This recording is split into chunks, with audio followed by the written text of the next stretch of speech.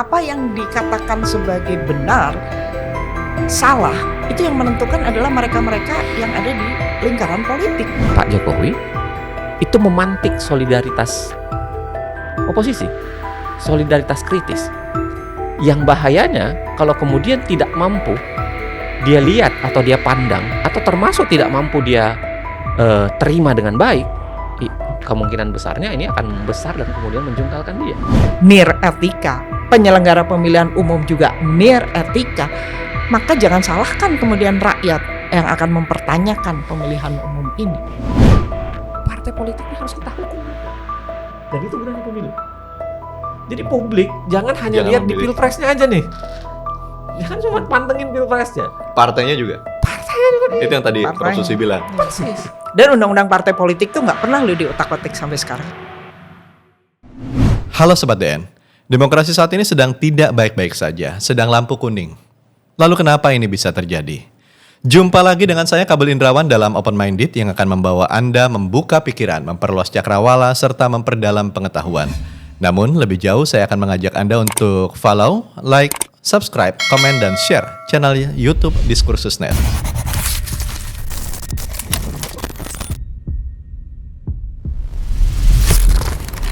Sobat DN, situasi saat ini memang membuat banyak orang gelisah. Banyak guru besar, akademisi, bahkan para cendekia merasakan situasi yang tidak nyaman sehingga mereka resah.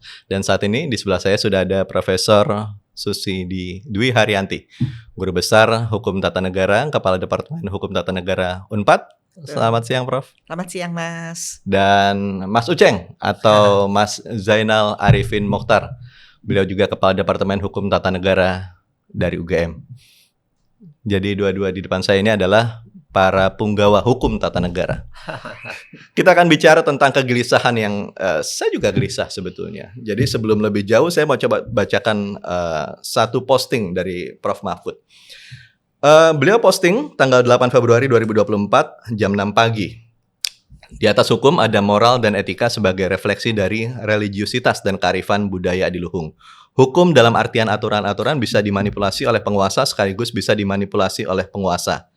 Salah satu teorinya adalah hukum adalah produk politik, yang terpenting adalah dari landasan operasional hukum, moral dan etika yang bisa dibaca oleh nurani manusia waras dan public common sense. Seruan moral untuk meluruskan politik selalu menjadi pengarah bagi politik yang dikendalikan secara oleng. Jadi ada dua hal yang saya garis bawah di sini, Prof. Jadi dimanipulasi oleh penguasa dan dikendalikan secara oleng. Bagaimana Prof. Susi menangkap itu? Ya, kalau kita lihat, apalagi kita kaitkan dengan seruan yang disampaikan oleh para di kampus ya. Yeah. Sebetulnya kan seruan-seruan itu kan didasarkan pada keprihatinan kita semua bahwa ada nilai-nilai yang sudah dilanggar, nilai-nilai yang sudah terkoyak dan nilai-nilai yang telah direduksi. Nilai-nilai apa? Yaitu nilai-nilai etika, nilai-nilai moral, dan itu adalah nilai-nilai yang dijunjung tinggi di kalangan dunia pendidikan. Dan ketika kami menyuarakan itu pasti akan ada respon balik. Respon baliknya dari mereka yang kita kritisi. Respon baliknya pasti mereka akan defensif sekali. Selalu defense gitu. Nah, kemudian kita pasti bertanya gitu, loh kita kan hanya merespon dari apa yang kalian lakukan. Kalau kalian mendengar suara-suara kami dari dahulu dan itu kalian pertimbangkan dan dilaksanakan, maka mungkin hasilnya tidak akan seperti ini. Kita bisa minimalisir. Dan apa yang menjadi keprihatinan kita juga sekarang ini, tantangan ini buat kaum akademisi, yaitu kita berada pada era atau pada situasi yang disebut sebagai political correctness. Political correctness.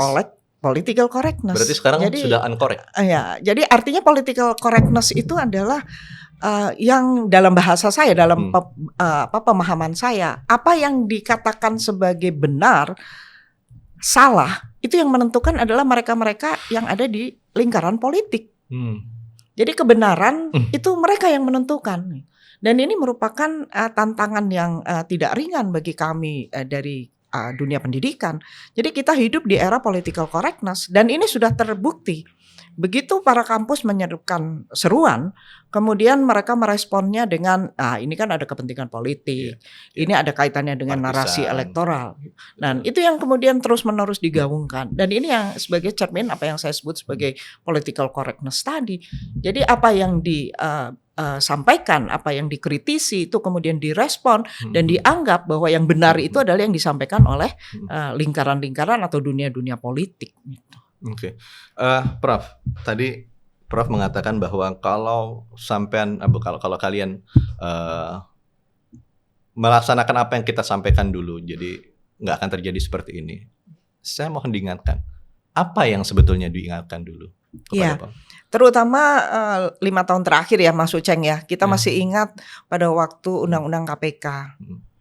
2019 ya. Iya, 2019. Tapi awalnya kan 2017 sebenarnya. Betul. Nah, kemudian kita sudah ingatkan bahwa Anda merespon undang-undang, melakukan perubahan undang-undang KPK itu kan bukan karena respon terhadap putusan MK. Kan putusan MK itu kalau tidak salah pengujian pada undang-undang MD3 ya. Jadi bukan pengujian undang-undang KPK, tetapi pengujian pada undang-undang MD3 yang kemudian menempatkan KPK itu dapat menjadi objek dari angket.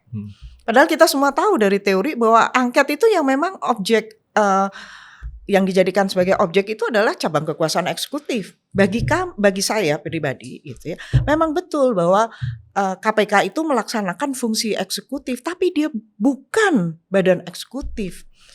Nah, jadi itu harus dibedakan. Misalkan sekarang, ketika presiden kan mempunyai fungsi legislatif karena dia turut serta di dalam pembentukan undang-undang. Tapi kan tidak serta-merta kemudian kita mengatakan bahwa presiden itu adalah cabang kekuasaan legislatif. Nah, hal yang sama juga terjadi dengan KPK. Betul, dia melaksanakan fungsi-fungsi eksekutif, fungsi penuntutan, penyidikan, itu kan fungsi eksekutif memang. Tapi dia bukan badan eksekutif gitu, bukan cabang kekuasaan eksekutif. Jadi dia tidak boleh dijadikan sebagai objek angket. Itu satu. Kita sudah melihat. Kemudian yang kedua, yaitu puncaknya omnibus ya, undang-undang Ciptaker. Iya, 2020. Itu kan luar biasa juga. Guru besar juga turun, sudah mengingatkan. Tidak bisa ini omnibus. Dan itu kan luar biasa pelanggaran-pelanggarannya. Sudah diingatkan dengan baik-baik. Mahasiswa juga turun. Tapi tetap saja bersikukuh bahwa ini dibuat dalam rangka untuk menghindari terjadinya hyper-regulation. Yang kita tahu bahwa hyper-regulation itu jawabannya bukan dengan metode omnibus. Dan kita tahu bahwa partisipasi yang bermakna itu menjadi tidak dapat dilaksanakan. Pada saat Undang-Undang KPK sudah disahkan, Presiden berjanji untuk mengeluarkan Perpu. Perpu KPK. Dan itu ternyata tidak pernah dikeluarkan. Sampai akhirnya masyarakat sipil kemudian melakukan uji formil.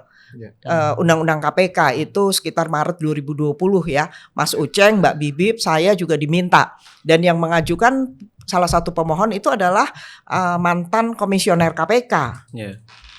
Tetapi apa putusan MK? Putusan MK ternyata dia menolak, dia tidak memenuhi permohonan dari uji formil. Dan ini kita kecewa juga. Di situ saya di dalam tanya jawab dengan hakim konstitusi, saya mengatakan bahwa prosedur itu adalah jantungnya hukum. Prosedur adalah jantungnya hukum. Dan prosedur itu mengapa menjadi penting? Karena prosedur itu selalu bicara fairness, bicara keadilan. Dan saya katakan, kalau kita bicara mengenai democratic lawmaking, maka hak-hak prosedural itu ada paling tidak 3, yaitu hak untuk didengar, hak untuk dipertimbangkan. Dan pada saat itu Prof. Saldi tanya ke saya, gitu, apakah ada the right to be accepted? Saya katakan tidak ada. Yang ada itu adalah the right to have an explanation, hak untuk mendapatkan penjelasan. Karena apa? Karena penjelasan itu adalah salah satu bentuk akuntabilitas dari pembentuk undang-undang. Lolos lagi, MK tidak berada di pihak kita, tidak berada di pihak pemohon, tidak mengedepankan democratic lawmaking. Kemudian dilanjutkan dengan undang-undang yang lain. Dan puncaknya adalah putusan MK nomor 90 yang saya katakan itu adalah entry point dari semua kegaduhan, semua pelanggaran-pelanggaran ini. Kalau Prof. Susi sudah mengatakan ada beberapa hal yang guru besar, akademisi, semua turun tangan sampai cawe-cawe, tapi nggak digubris. Bahkan presiden berjanji bikin Perpu, ternyata Perpunya nggak direalisasikan gitu. Terus apa bedanya dengan sekarang, Prof? Ya, tidak ada bedanya. Artinya apa yang diucapkan itu tidak pernah kemudian diwujudkan. Jadi antara ucapan dan tindakan itu selalu tidak pernah kita lihat dilakukan. Makanya ketika seruan Pajajaran gitu ya, kita mulai ini terlebih dahulu dengan bahasa Sunda ini, ngadek sacekna nila saplasna. Yaitu konsistensi ucapan dan perbuatan, menjunjung kejujuran dan kearifan. Jadi kita mulai, jadi opening statementnya itu dengan mengingatkan itu. Karena apa? Karena kita sudah melihat itu 5 tahun ke belakang tuh gak ada itu kesesuaian antara ucapan dan tindakan, kejujuran dan kearifan. Jadi kalau bahasa mungkin anak zaman sekarang, enough is enough. Cukup sudah. Sekarang giliran kami, this is our turn now. Anda dengarkan kami, Anda kerjakan apa yang kami inginkan. Karena kami bukan hanya sebagai akademisi, tapi kami juga sebagai rakyat. Anda dapat mandat itu kan dari rakyat. Jadi tidak ada sesuatu yang berbeda dengan sebelumnya. Sikapnya tidak berbeda, keputusannya tidak berbeda. Kemudian enough is enough gitu kan, Prof ya.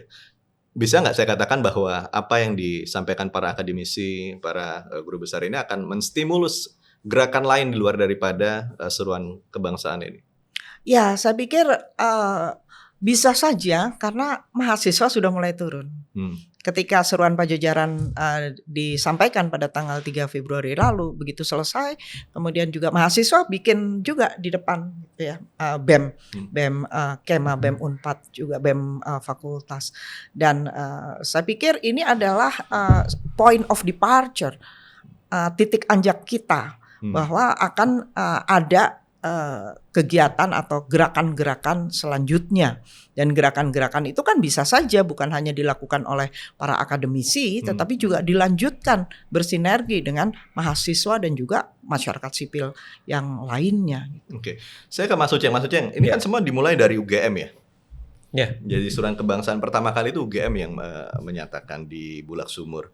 Lah, kalau misalnya sekarang sudah mulai berkembang, apa yang kira-kira jadi snowball sekarang ini? Apa yang dilakukan oleh UGM saat ini? Saya kira begini ya. Kenapa UGM yang harus memulai memang? Ada banyak faktor menurut saya. Yang pertama kira-kira faktor yang paling penting, ya, dan itu dinyatakan langsung dalam maklumat Bulak Sumur itu kan. Ya mengingatkan, ya karena Pak Jokowi sendiri adalah alumni UGM. Itu kan dimaklumatkan itu. Makanya kenapa UGM mulai dengan nyanyian Bakti Kami Mahasiswa Gajah Mada dan sebagainya kan. Dan 4 diantaranya yang saat ini jadi paslon juga dari UGM. Ya, bukan artinya keunggulan UGM, bukan maksud saya. Tapi saya rasa UGM sedang mencoba melakukan koreksi dalam tanda kutip secara internal. Bahwa sebagai alumni kita punya nilai kegajah madaan dan harusnya kembali ke itu. Itu yang pertama. Yang kedua, saya memahaminya ini sebagai otokritik untuk UGM.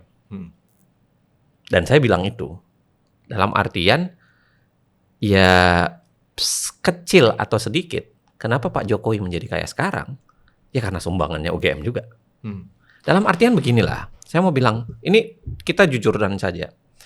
Kenapa seorang presiden itu bisa terjebak ke arah otoriter? Teorinya kan jelas lah ya, yang namanya presidensil, jebakan otoriternya tinggi, kemungkinan otoriternya besar. Apa penyebabnya? Kalau satu, dia didukung terlalu kuat. Kalau dia didukung parlemen terlalu kuat, godaan otoriternya besar. Yang kedua, kalau dia didukung oleh publik terlalu kuat, jualan populisme. Anda belajar aja dari negara manapun. Approval rate-nya tinggi. Iya, kalau dia jualan populisme itu kan paling mudah laku. Bansos, kasih bantuan, itu kan paling mudah laku tuh.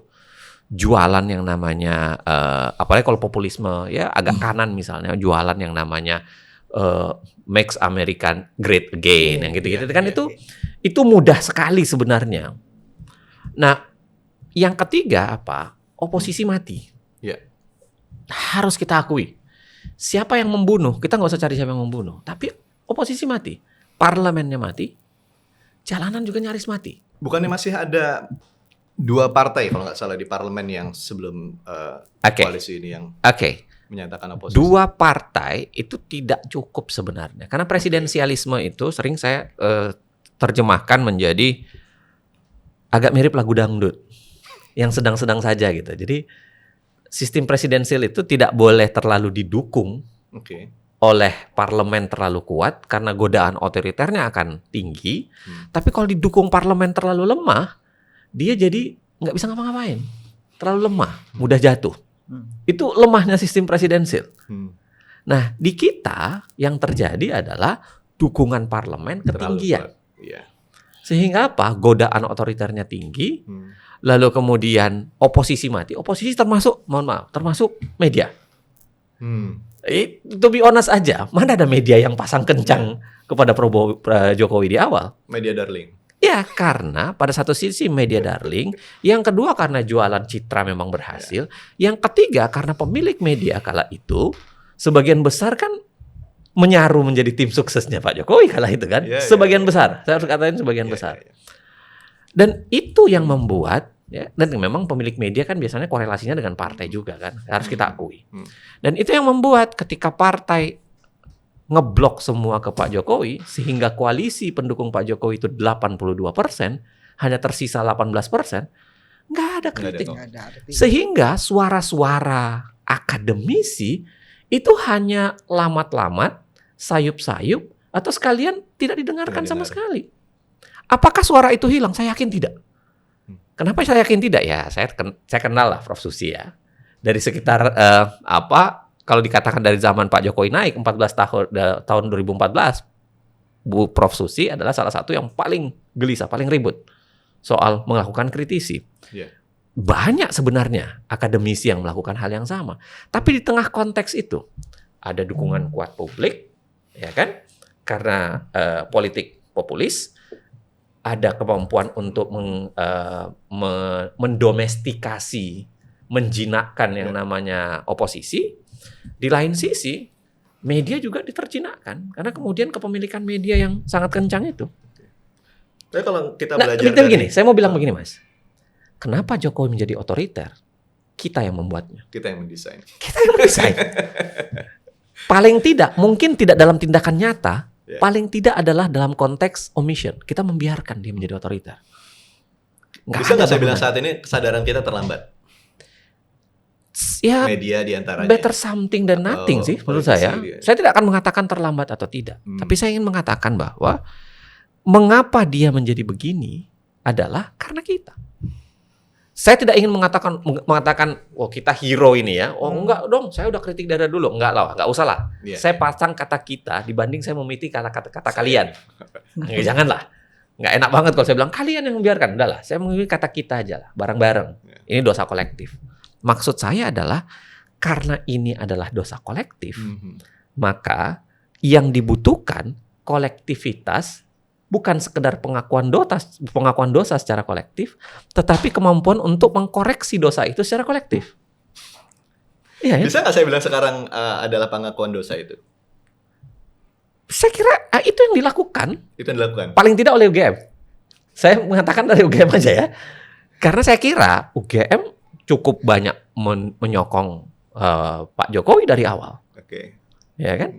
Makanya saya bilang, ini adalah pengakuan dosa secara kolektif, dan ini adalah kolektifikasi dari upaya untuk melakukan koreksi. Nah, jadi letupan apapun yang terjadi ini menurut saya, itu adalah upaya dari situ. Semacam kesadaran yang harusnya di-set up ulang. Saya mau bilang begini, Mas Kabul, apa keberhasilan Jokowi saat ini? Infrastruktur. Nah, enggak juga. Nah, bansos pasti. Terlepas perdebatan itu.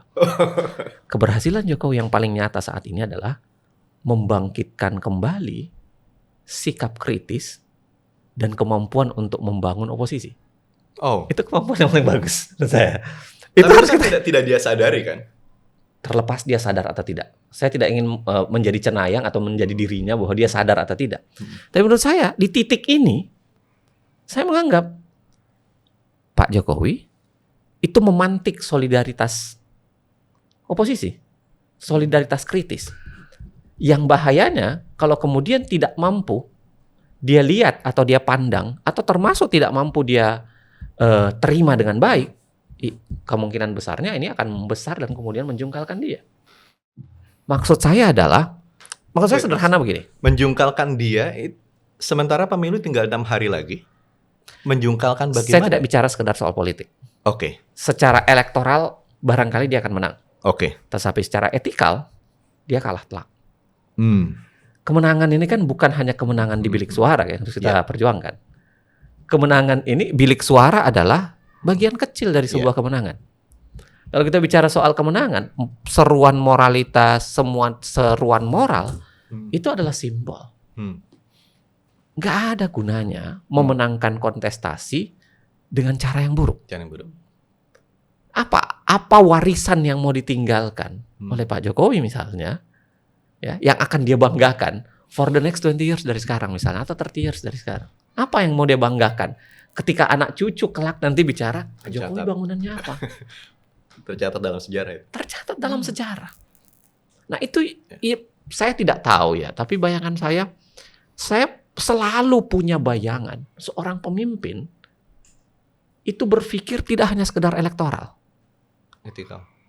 Dia harus berpikir bahwa apa etikalnya, apa pesan yang akan saya tuangkan, apa sebenarnya kado yang akan saya berikan untuk anak cucu saya kelak. Harusnya mulai berpikir begitu. Kalau di level pejabat ya serakah ya itu soalan lain. Tapi ini di level presiden lah. Sejarah akan mencatat apa warisan Soekarno, apa warisan Megawati, apa warisan Soeharto, dan terselip nama nanti apa warisan Jokowi. Nama dengan pertanyaan besar. Nah, maksud saya mau bilang apapun yang terjadi sekarang ya sudahlah. Waktu kan tidak mungkin diputar kembali. Tidak mungkin kita bisa set up balik, ya kan? Untuk mengatakan, kalau gitu mending kita pilih siapa dulu, jangan pilih Jokowi misalnya. Nggak mungkin kita bisa set up balik. Pak Jokowi diuntungkan dengan masa, diuntungkan dengan kondisi, diuntungkan dengan cara dia membangun, dan diuntungkan dengan sikap kita berhadapan dengan dia. Maka saya itu senang sekali sebenarnya, Prof. Ketika universitas itu bangkit. Saya bilang ke beberapa teman, saya sukanya satu, Jokowi berartinya berhasil membangkitkan semangat oposisi kembali. Yang mati padahal oposisi itu kan ya fardu itu, fardu ain bahkan dalam demokrasi fardu ain itu, oposisi itu wajib itu, karena demokrasi nggak bisa tegak tanpa sebuah oposisi. Dan saya kira, ini bagus, ini gejala baik untuk Republik, ya, bahwa Jokowi membangkitkan itu. Yang kedua, yang saya senang sekali, ternyata suara yang dulu lamat-lamat itu bisa diakumulasi. Sesepi apapun suara, amplitudonya, tapi ketika diteriakkan secara bersama, dia akan punya gaung yang luar biasa. Itulah, Mas Kabul. Oke, kita tertarik dengan ethical dia tuh sudah pasti kalah. Saya jadi ingat MK ethical problemnya. DKPP ethical, Prof. Ya kan? Dan barusan Prof Mahfud juga bilang ethical gitu. Nah, ketika ethical ini semua jadi masalah gitu kan, dan legasinya dia adalah masalah di ethical. Bagaimana kira-kira hasilnya nanti? Ya, inilah yang kita khawatirkan bersama gitu. Bahwa yang tadi Mas Uceng mengatakan dia boleh menang gitu ya dengan perhitungan suara. Dia boleh mengatakan bahwa ini pemilu mempunyai legitimasi hukum. Tapi Anda nggak punya legitimasi moral. Dan legitimasi moral ini kan menjadi sandaran yang luar biasa penting di dalam penyelenggaraan negara dan pemerintahan. Kenapa menjadi penting? Karena kita tahu bahwa pemilihan umum ini kan merupakan cara yang paling penting di dalam demokrasi. Kita udah tahu lah fungsi dari pemilihan umum. Dia perwujudan kedaulatan rakyat, kemudian dia memungkinkan terjadinya pergantian kepemimpinan secara damai. Ya. Tetapi persoalan yang akut di dalam pengembangan demokrasi kita itu adalah tidak adanya konsistensi etis. Nah, ini mau kemana demokrasi kita dibawa? Apalagi yang tadi ditanyakan, semuanya prosedurnya itu cacat secara Secara moral, etis, ya. apakah kita mampu untuk menghasilkan pemilihan umum yang bermartabat, pemilihan umum yang berintegritas, apalagi untuk mewujudkan demokrasi yang sangat menghormati nilai-nilai etik. Nah, ini persoalan besar menurut saya, karena bisa apa? Karena penyelenggara negara di tangan penyelenggara negara, di tangan penyelenggara pemilihan umum itu kepercayaan masyarakat akan dipertaruhkan. Jadi kalau mereka menyelenggarakan negara seperti ini, nir etika, penyelenggara pemilihan umum juga nir etika, maka jangan salahkan kemudian rakyat yang akan mempertanyakan pemilihan umum ini. Dan yang kita khawatirkan adalah hasil setelah post election, setelah terbentuknya pemerintahan. Belum nanti kalau masalah penghitungan suara dan lain-lain. Jadi ini sudah dimulai dengan hal-hal yang tidak baik. Apakah kemudian nanti akhirnya juga akan menghasilkan hal-hal yang baik juga? Ya kita pesimis. Tapi di tengah-tengah kepesimisan itu, apakah kita harus berhenti untuk bicara? Tidak. Kenapa selalu akademisi itu akhirnya turun? Itu ada 3 hal. Yang pertama, itu berkaitan dengan tradisi. Kita tahu bagaimana sepak terjangnya Bung Karno, Bung Hatta, Bung Syahrir ketika mereka muda. Mereka kan kaum-kaum intelektual itu. Kemudian yang kedua, ini merupakan tanggung jawab moral dari kaum intelektual, seperti pidatonya Bung Hatta. Pidatonya Bung Hatta kan mengatakan tanggung jawab moral kaum inteligensia yang diucapkan di UI pada waktu itu sekitar tahun 56 atau tahun 57. Di dalam pidato itu ada satu kalimat yang saya sangat suka dari Bung Hatta. Apabila sesuatu itu diperoleh dengan cara yang sangat mudah dan dengan semangat avanturir dalam politik dan ekonomi, maka hasilnya sudah dapat diduga. Korupsi dan demoralisasi. Itu sudah diingatkan oleh Bung Hatta. Dan hari-hari ini kita melihat bahwa segala sesuatu itu diperoleh dengan cara yang sangat mudah dan dengan semangat avanturir. Oleh karena itu, saya seringkali mengatakan jangan pilih orang-orang yang akan membentuk pemerintahan yang avanturir, the adventures government. Pemerintahan yang selalu berpetualang. Dan ini titik penentuan di pemilihan umum. Karena kita tahu kan demokrasi itu bisa dimatikan itu oleh mereka yang terpilih melalui pemilihan umum yang diklaim sebagai pemilihan yang demokratis. Kalau jangan memilih seperti itu kan ibaratnya kita mengedukasi masyarakat ya Prof ya. Betul. Nah, sekarang masalahnya waktunya kan udah mepet. Mereka tidak tersosialisasi dengan baik untuk si A adalah avanturir, si B adalah memang memperjuangkan demokrasi gitu kan. Dan masyarakat kita sebagian besar adalah orang-orang yang pendidikannya di bawah daripada SMA, kita bisa katakan seperti itu. Nah, itu kan juga jadi masalah. Nah, sekarang bagaimana dengan waktu yang sangat singkat ini? Kita harus menggunakan daya energi kita bersama-sama. Tadi Mas Uceng mengatakan satu suara itu menggaung lebih. Ya. Kemudian juga mahasiswa, kemudian juga elemen-elemen masyarakat yang lainnya. Ya kita berjuang, kita harus berjuang melalui peran kita masing-masing. Akademisi nggak bisa berhenti bicara, meskipun juga ada tekanan-tekanan di berbagai kampus. Mahasiswa juga kayak begitu. Karena saya yakin apapun, sekecil apapun kita harus berbuat. Sekecil apapun kita harus berbuat. Kita harus berbuat. Karena kalau kita tidak berbuat, daripada kita tidak berbuat sesuatu, kita harus berbuat sesuatu. Betul. Bahwa hasilnya akan seperti apa, itu sudah bukan urusan kita gitu ya. Tapi kita harus berbuat sesuatu. Maksudnya ini terkait dengan pemilu yang dipertanyakan banyak orang, apakah legitimate atau tidak. Dan bahkan sudah banyak orang yang menyatakan pemilu kali ini nggak bakal berkualitas. Ini adalah pemilu yang paling buruk. Dan yang kemarin adalah DKPP ya. DKPP ini 3 kali mengeluarkan keputusan yang sama, peringatan terakhir, dan 2 diantaranya adalah peringatan terakhir. Tiga peringatan keras, 2 diantaranya adalah peringatan terakhir. Orang kalau udah sekali diperingatkan terakhir, besoknya harusnya kan selesai. Ini bagaimana bisa kayak gini? Begini, satu harus kita akui bahwa dalam konsep peraturan kepemiluan kita nggak bagus. clear kita akui. Hmm. Nah, ini yang juga kita sesalkan. Kita kan dulu teriak bahwa Undang-Undang 7 2017 itu harusnya diperbaiki dan dipermak. Iya. Banyak DPR nggak sebenarnya menjalankan, substansinya nggak. yang harusnya dipermak. Misalnya Ya, apa? Iya, termasuk presidensial threshold. Presidensial.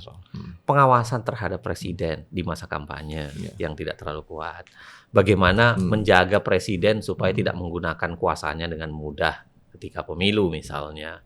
Termasuk yang berkaitan dengan yang lain-lain, soal dapil. Banyak tuh yang kita keluhkan, dana kampanye, bagaimana pelaporan dana kampanye. Itu banyak sekali sebenarnya yang kita kasih catatan.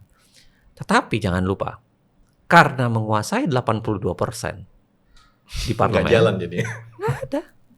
Dengan mudah 82% itu bersepakat untuk mengatakan kami tidak akan mengubah undang-undang pemilu. Dan itu petaka mulainya di situ kan. Petakannya di situ, ada presidensial threshold, kita nggak bisa ngapa-ngapain. Jadi satu itu. Yang kedua, kita memang masih punya problem di kualitas penyelenggara maupun di pengawasan. Mengapa? Karena bobot politisnya ketinggian. Saya kasih cerita aja Mas Kabul. Ketika KPU dan Bawaslu diseleksi. Oh, saya di dalamnya. Saya ikut seleksi. Iya. Tidak jalan normal. Iya. Bahkan 4 hari sebelum pengumuman siapa yang terpilih di DPR, namanya kan sudah beredar. Iya, betul. Sudah bocor. Kita semua udah tahu. Itu betul. Dan namanya ada. Nah, proses yang begitu itu pasti bukan lahir dari cenayang kan? Bukan karena kita punya kemampuan cenayang tahu siapa yang lolos, enggak.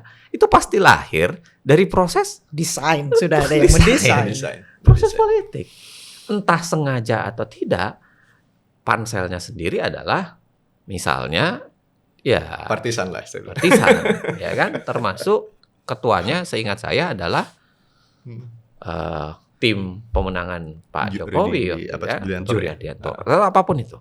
Tapi maksud saya adalah kita punya, selain tadi undang-undangnya buruk, kita punya kualitas dari proses pemilihan yang juga tidak terlalu baik. Kira-kira, apalagi yang alasan yang bisa membuatnya menjadi baik? Ketika undang-undangnya buruk, orangnya juga tidak terlalu baik.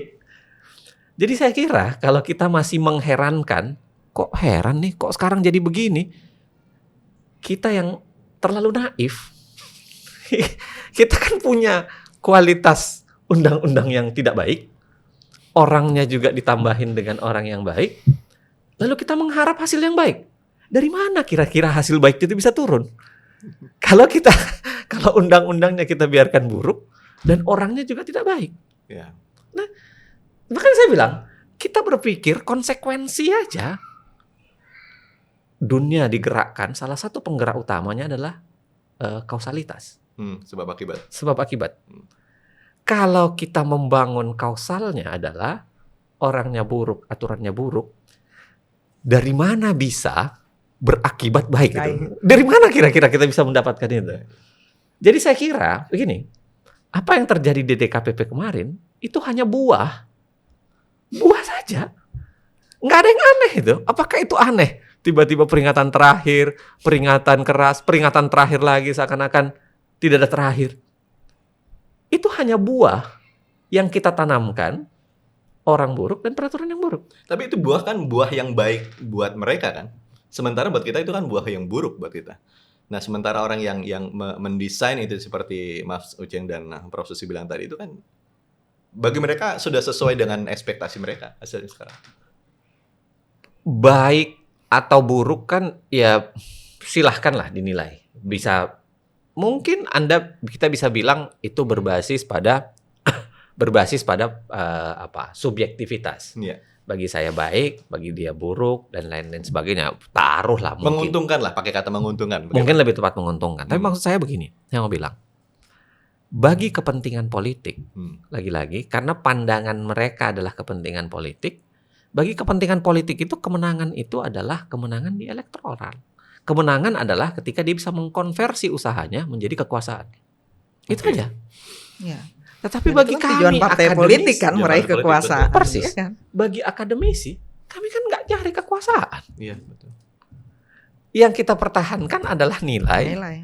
konsep, ya, ajaran, kebenaran yang itu beyond kekuasaan. Yeah.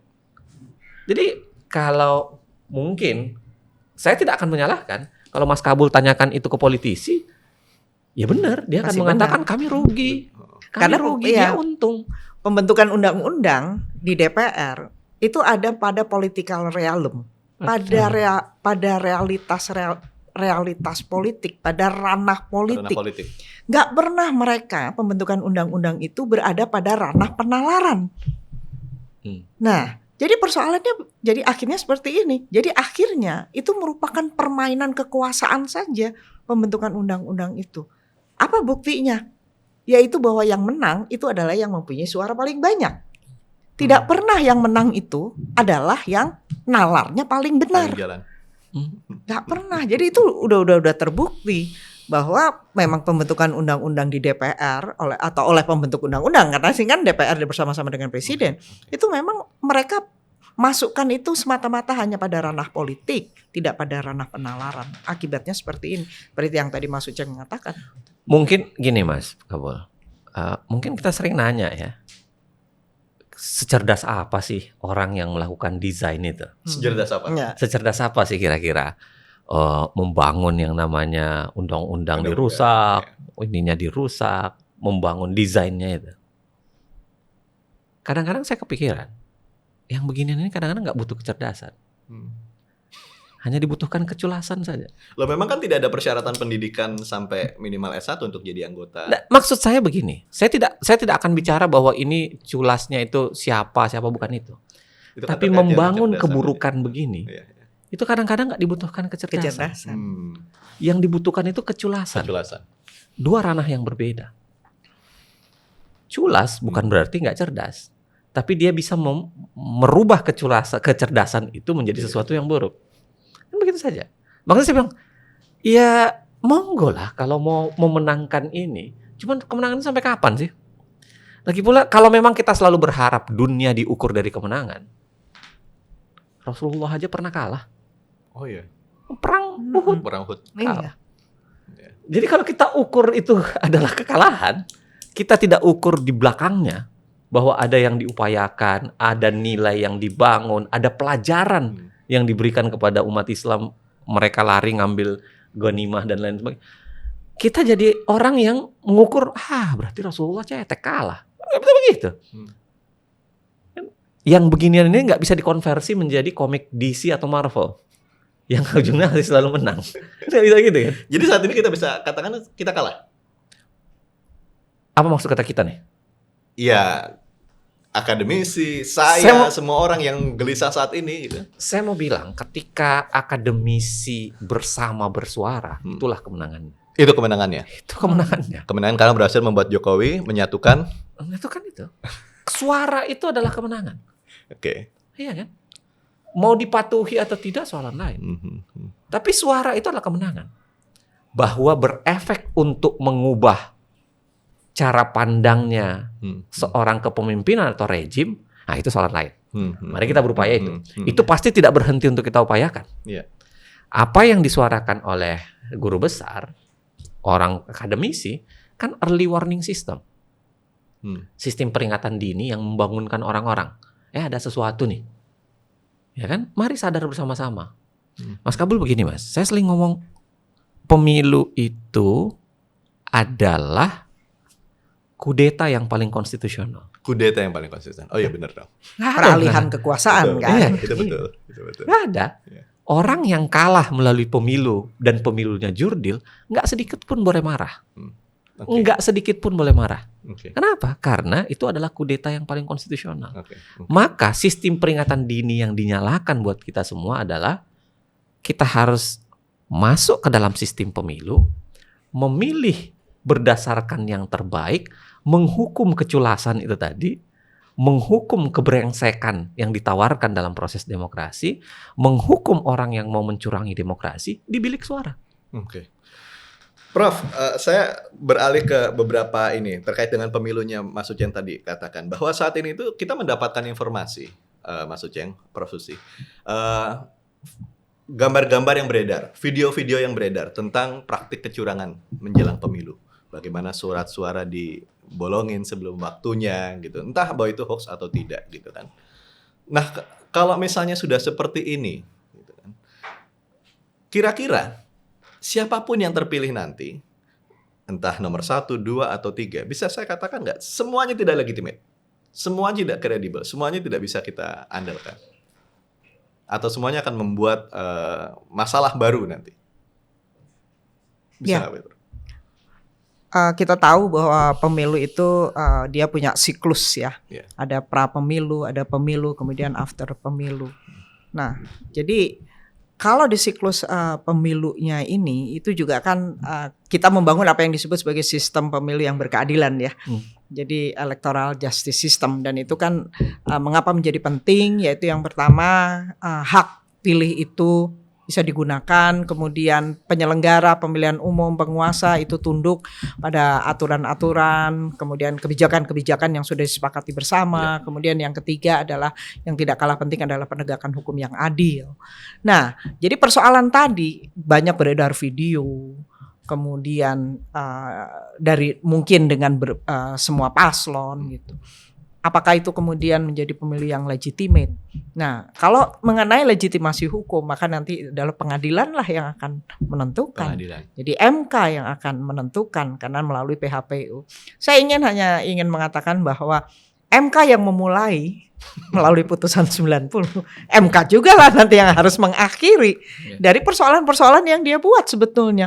Nah, ini yang saya tidak tahu ya, apakah itu ada di benak hakim konstitusi pada saat itu, pada saat memutuskan putusan 90, bahwa putusan 90 ini adalah sumber petaka loh. Jadi kalau ada masalah dari situ, maka Anda nanti yang harus membereskan itu. Jadi seakan-akan ini mengingatkan saya pada cerita itu, Marbury versus Madison. Marbury versus Madison itu kan sebetulnya yang membuat itu siapa? Yaitu Marshall, karena dia tidak menyampaikan komision kepada Marbury. Nah, kemudian ketika dia lupa, terjadi pergantian pemerintah, terjadi pergantian presiden, kemudian Madison sebagai Secretary of State tanya ke presiden yang baru, ini gimana nih? Apakah komisionnya harus disampaikan tidak kepada yang bersangkutan? Tidak usah. Karena presiden yang baru marah. Karena apa? Pengangkatan hakim-hakim itu dilakukan pada saat presiden lama dalam kondisi lame duck. Jadi lame duck. Dia sudah tidak terpilih lagi, tapi dia membuat putusan-putusan yang fundamental. Nah, ketika Marbury mengetahui bahwa harusnya dia menjadi hakim, tetapi kemudian karena komisionnya itu tidak disampaikan kepada dia, maka dia menggugat. Nah, jadi dihadapkan pada situasi itu Marshall itu dia harus mengadili perkara yang sebetulnya dia buat sendiri. Nah, ini kan kalau kita kasih contoh MK pada akhirnya, karena saya yakin ini pasti akan PHPU ini ya. Pasti ini, nggak mungkin lah kalau apalagi dengan situasi seperti sekarang ini, pasti akan ada PHPU. Ya, artinya apa? Ya MK lah dia yang harus memutuskan perkara yang sebetulnya dia buat sendiri dari Bisa awal. nggak sih, Prof, situasi seperti ini kita kita hentikan cukup sampai di sini, misalnya dengan cara salah satu paslon itu mengganti lah wakil presidennya. Mungkin nggak secara, saya sebut saja lah, Gibran dihentikan gitu, ganti sama calon yang lain. Nah, itu nanti ada di undang-undang pemilihan umum ya, Mas Uceng ya. Pergantian-pergantian kan itu nyaris tidak mungkin. nggak mungkin. Nyaris tidak mungkin. Nyaris bukan lagi tidak mungkin. Tidak mungkin. Memang Kalau kita tidak baca mungkin, undang-undang pemilu itu kan, kemungkinan untuk mengganti paslon itu adanya adalah H-60. Oh, 2 bulan sebelum? 2 bulan sebelum pemilu. Iya. Kenapa? Karena surat suara itu sudah dicetak 60 hari sebelum pemilu. Iya. Jadi kan nggak mungkin surat suara sudah dicetak masih ada pergantian. Tapi dalam situasi force mayor seperti ini, misalnya kita anggap force mayor, bisa nggak seperti itu? Force mayor misalnya terjemahkan apa? Ada yang meninggal misalnya. Ya, misalnya ini situasinya sudah mulai sudah mulai chaos, sudah Yep. mulai banyak suara macam-macam, banyak tuntutan. Paling gitu. bukan force majornya, kalau itu pasti bisa perdebatan kan. Pasti orang bilang ya ini Iya. enggak, ini cuman alasan, ini cuman dibuat-buat aja, kerusuhan yang ada kelompok oposisi saja yang mau marah kan, pasti begitu ya. Kita bikin skenario yang paling pasangan meninggal. Berhalangan Paslon tetap. berhalangan misalkan. tetap, meninggal atau sakit.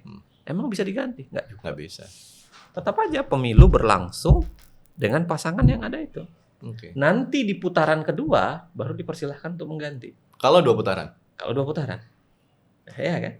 Kan itu konsep yang ada dalam undang-undang pemilu. Maksud saya begini. Dan bahayanya sebenarnya kalau kita berargumentasi harus ada pergantian, yang bahaya itu adalah Penundaan pemilu. Itu yang kita khawatirkan. Kita sedang bertaruh dengan Penundaan pemilu itu yang mengeluarkan presiden kan? Apapun itu, kalau tiba-tiba memang ini kisruh terjadi, dianggap ini ada yang harus dibatalkan dan ribut, sangat mungkin kan dilakukan penundaan pemilu, dikeluarkan Perpu misalnya, ya kan, untuk membatalkan pemilu yang harusnya Februari mau dipindah kapan. Dan kalau itu pindah, bagaimana dengan peralihan kekuasaan? Ada pekerjaan rumah yang besar, komplikasi yang tidak sederhana. Tapi Perpu itu, sorry, koreksi saya kalau salah. Perpu itu kan salah satu syaratnya adalah dia juga mendapatkan persetujuan dari parlemen kan?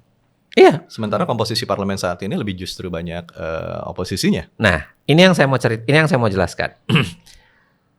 Kalau kita lihat sekarang koalisi 01 dianggap dijumlah dengan 03, memang itu lebih dari 50%. Ya, betul. Mengalahkan 02 yang sekitar 40-an something. Tapi saya mau nanya Mas Kabul, seberapa serius sih partai politik ini mengerjakan agenda politik? Ya, betul. Taruhlah secara sederhana. Kalau memang kalau mereka serius dengan agenda politik, taruh sederhana deh. Kita contoh angket yang diteriakkan oleh Mas Hinton, Mas Haribo. Angket itu paling sederhana syaratnya. 25 orang, paling kurang 2 fraksi. Iya. Terjadi nggak angketnya kemarin? Nggak terjadi. Makanya saya bilang sama Mas Hinton dalam sebuah acara, saya bilang Anda ngomongnya impeachment ketinggian, Bos. Angket aja 25. Nggak bisa terrealisir. Nggak terrealisir. Padahal kalau mau HMP menjatuhkan presiden, 2/3 dari anggota DPR. 2/3 dari 575. Itu sekitar 389. Dari mana mau dapat? Lawong 25, 2 fraksi aja nggak cukup. Itu yang saya bilang tadi ya. Mungkin harus dibaca disertasinya Mas Dodi Ambardi. Kartelisasi politik. Dia mengatakan kartelisasi politik kira-kira begini. Dia menjelaskan bahwa ketika proses pemilu berakhir, ya, koalisi dan oposisi itu bukan terbentuk berkaitan dengan ya ideologi dan hasil pemilu yang benar. Ini hasilnya karena bagi-bagi jabatan aja, koalisinya. Jadi kalau Anda bilang koalisi dan oposisi sekarang seakan-akan menang oposisinya, saya tanya aja secara serius, belum tentu. Atau kita mau pakai lebih sederhana, saya kasih contoh ke Mas Kabul. Seberapa yakin Anda, misalnya, karena 02 memang diunggulkan secara survei ya, misalnya, yang masuk putaran kedua adalah 01 dan 02. Taruhlah misalnya 01 dan 02. Seberapa yakin Anda partai 03 pindah ke 01? Atau kita balik deh. Kalau yang masuk adalah 02 dan 03, seberapa yakin Anda 01 akan masuk 03? Nah, itu yang saya bilang. Jadi pembelahan koalisi dan oposisi tidak didasarkan pada ideologi. Lebih didasarkan pada ya kepentingan. Ini sangat pragmatis. Makanya begini, Prof. Coba bayangkan di tengah kisruh ini, misalnya di undang-undang desa deh. Iya. Revisi undang-undang desa. Itu kan paling contoh sekarang nih. Yang terbaru. Padahal itu terjadi isu ada yang mencoba diuntungkan supaya kemudian diuntungkan secara elektoral kan dengan membujuk kepala desa Tapi mana kekuasaan oposisi yang katanya lebih dari 50%? Undang-undang desa itu melaju saja. Nggak ada yang bisa tahan. Nah, lagi-lagi saya mau bilang adalah, ya kita nggak bisa merubah nasib kita secara pasti kalau mereka nggak berusaha juga nih ngerubah. Makanya kalau mau diubah, salah satu pekerjaan rumah terbesar adalah partai politiknya harus kita hukum juga. Dan itu gunanya pemilu. Jadi publik jangan hanya lihat di pilpresnya aja nih. Jangan cuma pantengin pilpresnya. Partainya juga. Partainya juga Itu yang tadi Partai. Prof Susi bilang. persis. Dan undang-undang partai politik tuh nggak pernah lo diotak-atik sampai sekarang. Oh iya, betul. Jadi kita semua disuruh demokratis gitu ya, menjalankan demokrasi, tapi partai politik tidak menjalankan Praktik demokratisasi partai politik. Padahal dia kan mesin utama tuh. itu. Idealnya bagaimana sih Prof sebetulnya? Saya pikir idealnya ya masing-masing partai politik dia pasti punya ideologi gitu ya. Oke. Jadi janganlah terlalu pragmatis kalau saya lihat gitu ya. Bukannya itu lumrah ya di semua negara seperti itu? Saya pikir nggak seperti itu juga gitu ya. Kalau misalkan seperti di Australia ya. Saya pernah sekolah di Australia kan. Australia itu sudah pasti itu. Kalau partai buruh ideologinya itu seperti ini. Dan itu akan terlihat di dalam kebijakan-kebijakan, misalnya kebijakan keimigrasian. Kebijakan keimigrasian antara partai buruh kalau mereka berkuasa dengan partai yang lainnya yang berkuasa itu sangat berbeda. Kalau partai buruh yang berkuasa, maka kebijakan keimigrasiannya pada waktu itu sangat berkaitan dengan humanitarian basis. Tetapi kalau partai non buruh yang berkuasa itu sangat ideologinya adalah ideologi kapitalis itu. Maka imigran yang boleh masuk itu adalah imigran yang punya modal. Kayak. Tapi kalau partai buruh yang berkuasa itu berdasarkan pada humanitarian. Dia lebih mengedepankan itu. Nah, jadi kan artinya ideologi-ideologi partai itu masih terlihat yang kemudian diimplementasikan dalam bentuk kebijakan-kebijakan. Kan kalau Indonesia misalkan kayak kalau di Amerika ya, pengisian jabatan hakim agung saja. Kalau Partai Republik yang mengajukan calon dengan Partai Demokrat yang mengajukan calon, beda itu mereka. Jadi kalau Partai Demokrat itu pasti akan mengajukan calon-calon yang dia punya progresif itu. Jadi yang sangat mengedepankan pada penafsiran-penafsiran kontekstual. Tapi kalau yang calonnya dari Partai Republik, itu originalis banget. Nah, sampai sebegitunya memperlihatkan ideologi itu. Tapi kalau di Indonesia kan tidak. Partai politik kita nggak punya ideologi. Mereka sangat pragmatis. Jadi kalau sesuai dengan kepentingannya mereka akan bergabung. Tapi kalau tidak sesuai dengan kepentingan maka mereka akan cari partai yang punya kepentingan yang bersama. Dan ini yang menjadikan partai politik di Indonesia saya pikir tidak dapat menjalankan fungsinya dengan baik. Mereka nggak bisa itu memberikan pendidikan politik kepada rakyat ya. Padahal partai politik itu kan sangat penting di dalam konteks demokrasi. Juga misalkan dalam konteks pengisian jabatan. Itu kan semuanya partai politik.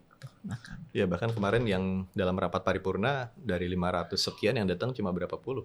90-an. 90-an. Nah, iya. Jadi gimana kita menghitung akuntabilitas ya? Iya. Kita mendidik warga tentang politik itu hanya di injury time. 5 tahun menjelang setelah 5 tahun menjelang pencoblosan. Apakah situasi Dan itu bukan pendidikan yang benar. Bukan pendidikan yang benar. Bukan gitu. Dan di dalam bab kampanye, makanya ketika Pak Presiden menyampaikan tuh ya di kertas besar ya, pasal 281, pasal 299 itu. Beliau lupa harusnya pakai pasal 267 ayat 1. Tapi bukannya beliau menyatakan ini Prof, sorry saya interrupt. Menyatakan bahwa beliau nggak akan kampanye. Meskipun secara gesture politik pada akhirnya dia dia terlihat kumpul dengan salah satu partai pendukung paslon tertentu. Iya, itu kan tidak cukup hanya dengan pernyataan seperti itu. Itu kan hanya klaim sepihak dari Presiden.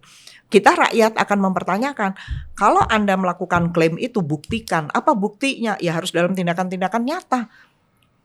Kami tidak butuh lagi hanya statement-statement seperti itu. Tapi yang kami butuhkan adalah tindakan-tindakan nyata. Kalau Anda tidak akan berkampanye, artinya berkampanye itu bukan dia sebagai ikut kampanye, tetapi juga gesture-gesture, perbuatan-perbuatan yang kemudian bisa ditafsirkan dia melakukan kampanye. Kan kampanye itu bukan hanya secara fisik ya, tapi kan secara bahasa tubuh, ucapan-ucapan. Nah, itu kan bisa juga dikatakan sebagai kampanye. Padahal tadi saya katakan dalam pasal 267 ayat 1 itu opening clause, saya selalu mengatakan itu sebagai opening clause dari bab kampanye. Kampanye itu adalah pendidikan politik bagi rakyat dan dilaksanakan secara bertanggung jawab.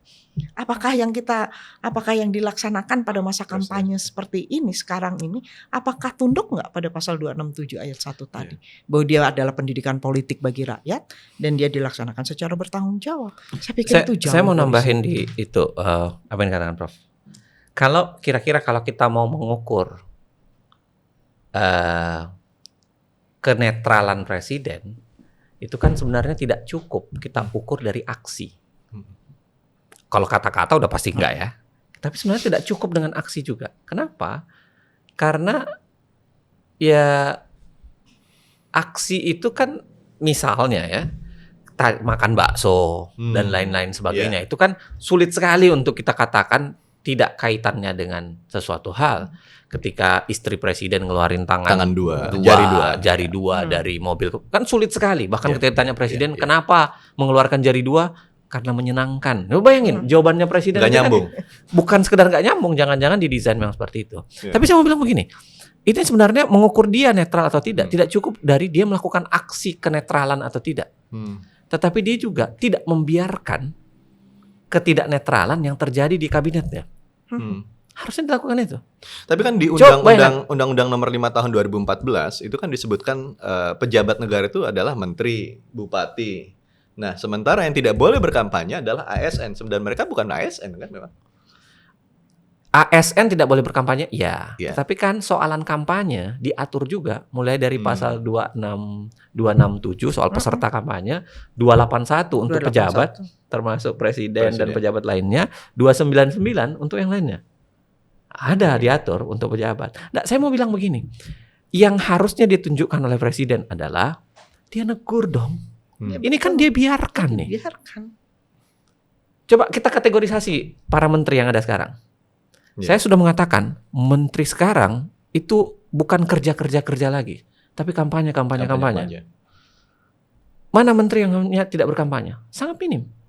Semua menteri turun di kampanye. Padahal ini mau saya jelasin ya, sedikit agak panjang, mohon izin Prof. Kampanye itu terdiri dari dua. Satu peserta kampanye, satu pelaksana kampanye. Oke. Peserta kampanye adalah orang yang diikut sertakan di kampanye. Pelaksana kampanye adalah orang yang memang mencalonkan, peserta kampanye, atau orang yang didaftarkan sebagai pelaksana kampanye di KPU. Oke? Sekarang kita cek para menteri. Di menteri-menteri yang ada itu, mana yang terdaftar? Tidak banyak yang terdaftar. Ada, tapi nggak banyak. Tapi apakah semua berkampanye? Berkampanye. Iya, betul. Ketika dia berkampanye itu apakah dia sebagai peserta? Syarat sebagai peserta dua. Dia cuti dan dia tidak menggunakan fasilitas. Kita tidak tahu nih kapan cuti. Atau taruhlah misalnya perkataan Pak Luhut yang kemarin di Instagram itu. Yang mengatakan saya Luhut Binsar Panjaitan memberikan hukuman. 02. Kita mau hukumi dia sebagai kapasitas apa? Apakah dia peserta kampanye? Yang pasti bukan. Apakah dia pelaksana kampanye? Yang jelas ini bukan. Tidak terdaftar, bukan incumbent dan sebagainya. Apakah ketika dia mengatakan itu dia sedang cuti? Tidak juga. Apakah dia mengatakan itu di mana? Apakah dia menggunakan fasilitas keamanan apa enggak? Ada ngukurnya. Nggak bisa kita ngukur dengan jelas. Maksud saya adalah ketika presiden mau bicara soal kenetralan, harusnya dia konversi juga. Menegur apa? Bahlil misalnya. Bahlil kan tidak terdaftar, setahu saya tidak terdaftar di tim pemenangan. Apakah dia secara konsisten melakukan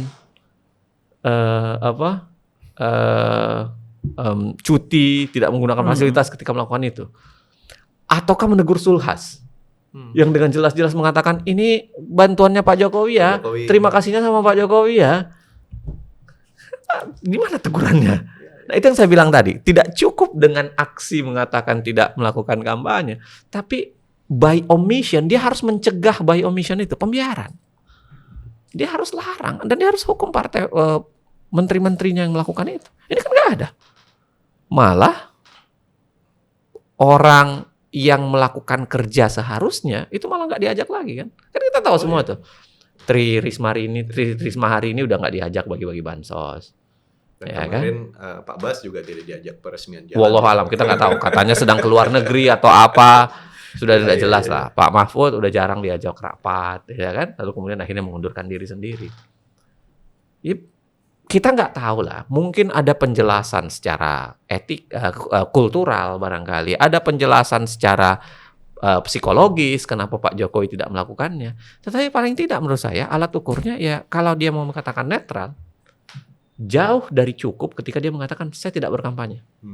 Itu saya tidak mengatakan lagi selemah-lemahnya iman, tapi jauh dari cukup. Jauh banget dari cukup. Kenapa? Karena harus dia konversi kata-kata tidak berkampanye dengan tidak melakukan apa-apa berkaitan itu. Plus pada saat yang sama, siapa yang berkampanye menggunakan fasilitas negara, menggunakan tidak dengan cuti, dijewer sama dia.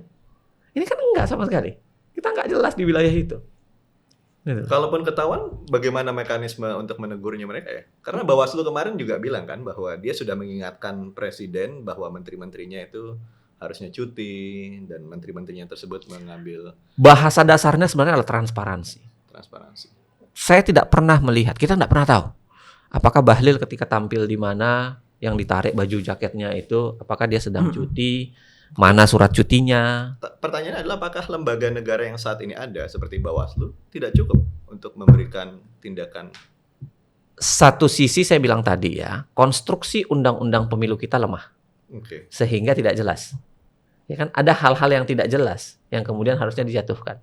Satu. Yang kedua adalah saya balik lagi ke yang tadi, ya, kita punya pertanyaan mendasar soal kualitas Bawaslu. Kita punya pertanyaan mendasar. Gimana kualitasnya, Prof? Ya, kalau saya tidak semata-mata melihat pada apakah Bawaslu, artinya sampai sejauh mana kita bicara tentang efektivitas kan ini, efektivitas ketaatan ya.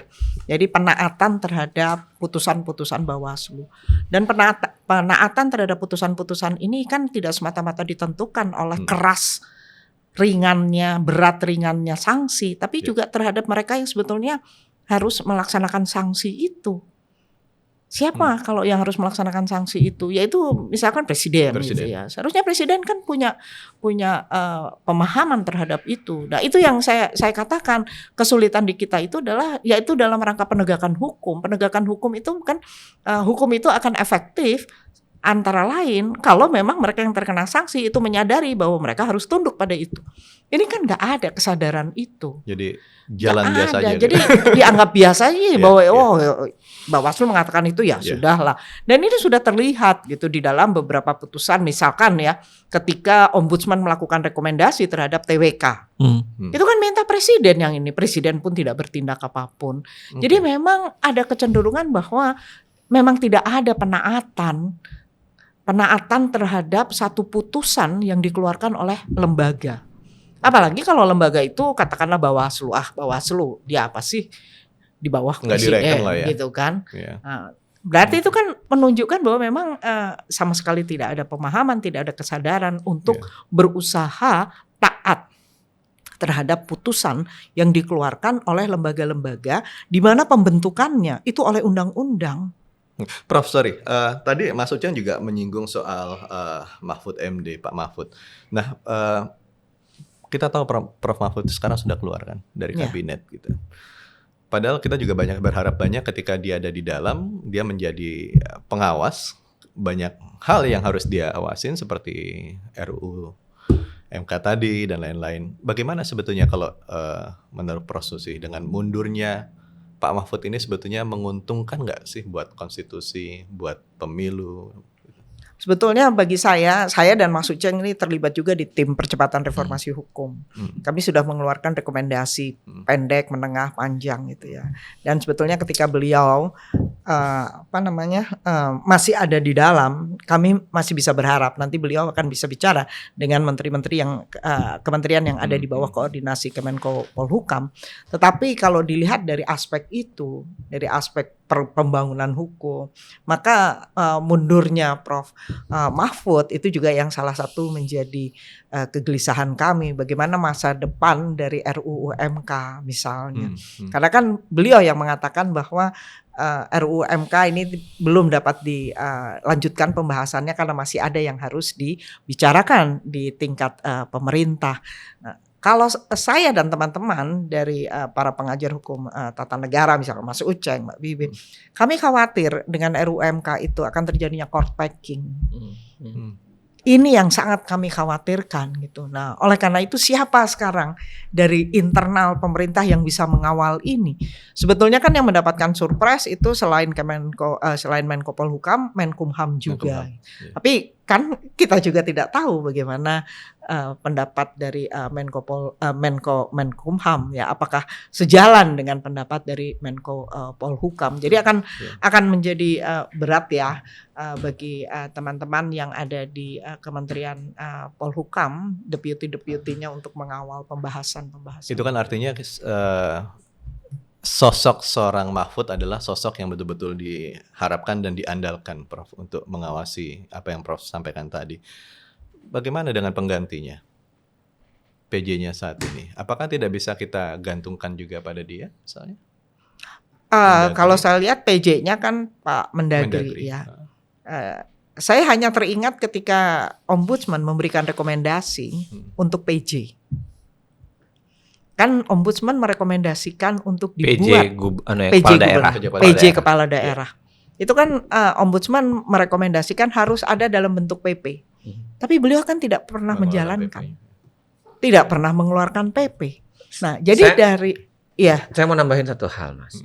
Mas Gabor, saya kira pekerjaan rumah terbesar negeri ini adalah bagaimana mengelola konflik kepentingan. Kegagalan terbesar Pak Jokowi sebenarnya adalah dia gagal mengelola konflik kepentingan. Orang semua dibiarkan menjalani konflik kepentingan dan dia nggak melakukan tindakan luar biasa. Coba bayangkan, di antara kabinet sekian banyak menteri itu sekaligus menjadi pengusaha yang berkaitan erat dengan kebijakan yang dia keluarkan. Di pemerintahan juga banyak yang seperti itu, ya kan? Termasuk saya kira konflik kepentingan itu terjadi ketika dia membiarkan menteri-menteri ini berkampanye untuk dan atas nama partai-partai. Saya tahun 2000 itu udah ngomong, udah saya jelaskan di sebuah podcast. Saya bilang menjelang pemilu harusnya presiden itu mulai memberhentikan semua kandidat-kandidat yang memang mau berkampanye. Harus dia berhentikan. Kenapa? Karena yang dia kejar ini harusnya jalannya pemerintahan. Kan bahaya kalau menteri-menteri ini ditinggal, itu yang saya bilang tadi, kabinet kampanye kan. Karena kemudian mereka berkampanye dan kualitas pemerintahan itu menjadi buruk. Nah, kegagalan terbesar adalah mengelola itu. Makanya kalau ditanya kenapa Pak Mahfud mundur, satu sisi saya mengatakan secara nilai bagus. Karena itu bisa mengakhiri kemungkinan konflik kepentingan yang terjadi di tengah dia mencalonkan. Terlepas dari kita bisa berdebat, kok baru sekarang? Ya kan? Terlepas dari perdebatan itu, bisa jadi kita mendebatnya. Tapi paling tidak, itu adalah cara untuk mengakhiri konflik kepentingan. Nah, pekerjaan rumah yang belum mampu dikerjakan oleh Pak Jokowi sampai sekarang adalah menjinakkan konflik kepentingan itu. Dan itu dibiarkan terus-menerus. Ya kan? Kalau Anda baca misalnya bukunya Daron Acemoglu, Mengapa Negara Gagal? Betul, Mengapa Negara Gagal sama Robinson kan? Di situ dijelaskan bahwa salah satu alasan mengapa negara gagal karena pemerintahannya yang kaya sumber daya itu biasanya alih-alih membangun sistem tapi berubah menjadi pemburu rente. Kenapa mereka bersalin rupa jadi pemburu rente? Karena mereka sekaligus menjadi pemain. Mereka tidak membangun sistem penataan yang menarik, tapi mereka menjadi penguasa pada saat yang sama. Mereka menjadi pengusaha di ranah yang sama. Sehingga konflik kepentingan terjadi, mereka bersalin rupa menjadi pemburu rente, dan akhirnya rakyat tidak mendapatkan apa-apa. Maksudnya, sorry, saya interrupt. Itu jadi kalau saya bisa simpulkan, sebetulnya kunci dari semua ini adalah di presiden. Tidak semua persoalan negeri ini pasti soalan itu.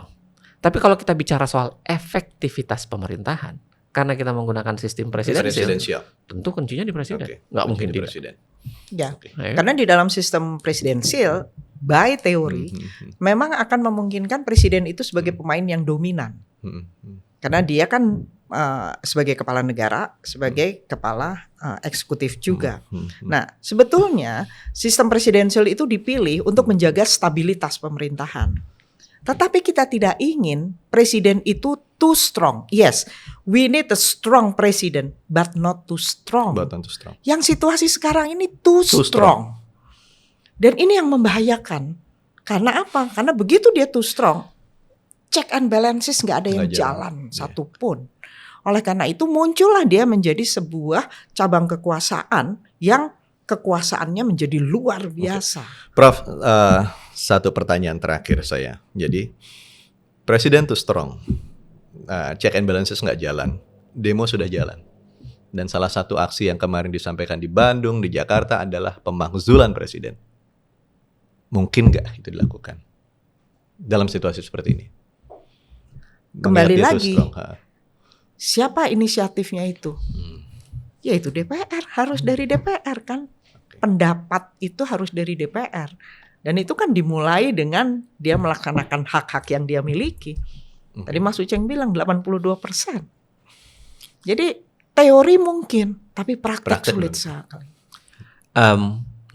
Kalau kita membangun tradisi negara yang baik, jangan sampai proses penjatuhan presiden itu tidak terjadi menurut Undang-Undang Dasar. Tidak sesuai konstitusi. Jangan. Ya, tidak konstitusional. Karena kita akan merusak terus tuh tradisi itu. Kita upayakan melalui Undang-Undang Dasar. Nah, sayangnya pada saat yang sama Undang-Undang Dasar itu berharap pada kekuatan politik masuk ke proses hukum lalu balik lagi ke kekuatan politik di MPR. Di MPR. Nah, itu sayangnya. Ada di negara lain, seingat saya lupa Ghana kalau nggak salah, Prof. Itu menggunakan tambahan referendum kalau mau menjatuhkan presiden. Jadi publik di referendum, baru kemudian pergerakan politiknya jalan. Tapi apapun itu saya kira jangan kita biasakan, ya, menjatuhkan presiden dengan cara tidak konstitusional. Makanya saya bilang tadi, balik lagi kembali ke logika dasar. Apa? Hukumlah presiden, kudetalah presiden, melalui pemilu. Jatuhkan presiden di pemilu. Karena itu memang pemilu, sistem presidensial bekerja dengan cara itu. Pemilu itu menjadi sarana dia untuk menjewer, menghukum selain partai yang tidak serius, ya tentu adalah presiden yang punya masalah. Baik. Ya, Terima dan kasih. Pengalaman Amerika memperlihatkan, ini ada di buku How Democracy Dies. Demokrasi yang berjalan di Amerika demokrasi yang bekerja selama ini di Amerika itu didasarkan pada dua hal, yaitu mutual tolerance and institutional forbearance. Jadi ada toleransi yang saling melengkapi, ya, mutual tolerance. Kemudian juga institutional forbearance yang dikatakan Mas Uceng tadi. Kalau kita akan mengganti, pakailah itu jalur Undang-Undang Dasar.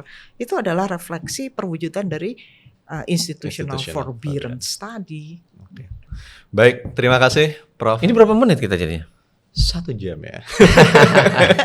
Nggak terasa juga ya? Iya, seru kita ini. Sebetulnya 2 jam gitu. Panjang benar. Oke, baik, terima kasih Prof. Susi Dwi Haryanti. Sama-sama. Terima kasih. Kang Uceng, terima Terima kasih, kasih. sama-sama. Dan Sobat TN, sampai di sini perbincangan kita yang seru ini. Nantikan kami dalam Open Minded berikutnya. Sampai jumpa.